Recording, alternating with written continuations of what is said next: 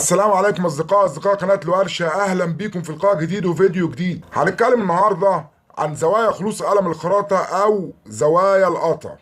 بس انا مش هقول لك لازم تعمل زاويه خلوص امامي او زاويه خلوص جانبي او جرف. انا هقول لك لو ما عملتش الزوايا دي ايه اللي هيحصل. انما بعد ما تضغط لايك وتشترك في القناه لو بتشوفنا اول مره وتفعل زر الجرس،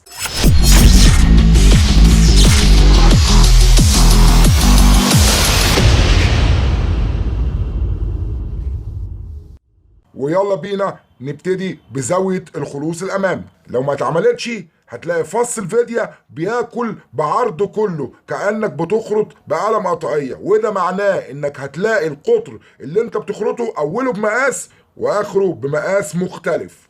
نيجي بقى لزاوية الخلوص السفلي الأمامية. لو ما اتعملتش هتؤدي لاحتكاك حديد القلم او حتى فص الفيديو في القطر اللي انت بتخرطه. اما زاوية الخلوص الجانبي لو ما اتعملتش مش ممكن تعرف تخرط تدرجين او قطر وسرة كأنك بتخرط بقلم قلوز، وقلم القلوز ما يعملش قطرين ورا بعض بزاوية 90 درجة ابدا. طيب الخلوص السفلي الجانبي لو ما اتعملش ايه اللي هيحصل؟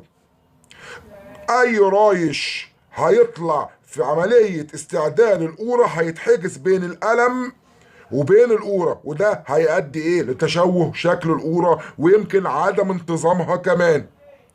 نيجي بقى لزاوية مهمة جدا وهي زاوية الجرف. لو ما اتعملتش مش هيبقى فيه سهولة في القطع. وخد بالك كمان زاوية الجرف بتزيد الزاوية بتاعتها لو انت شغال في معدن زي النحاس او الألمونيا او حديد الزهر، انما بتقل لو انت شغال في الصلب العادي.